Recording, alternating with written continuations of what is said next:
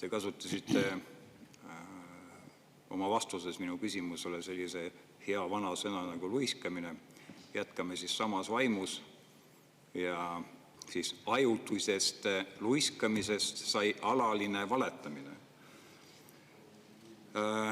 Valitsus lubas, et julgeolekumaks on ajutine kuni 2028. Rahvale öeldi ajutine. Nüüd olete selle maksu lihtsalt uue nime all peitnud ja muudate kõik maksud tähtajatuks. Tulumaks 24%, käibemaks 24%. Ja see kõik jääb püsima.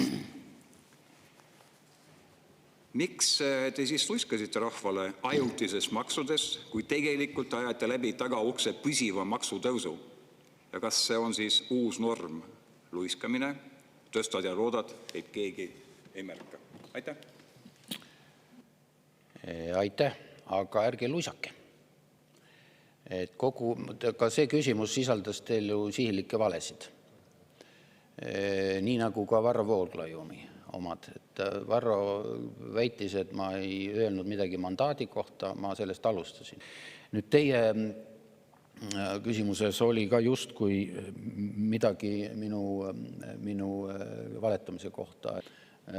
Ja see, mis puudutas maksu ajutisust, siis me ei ole kunagi kasutanud sõna ajutisus, nagu teie väidate, meile omistate.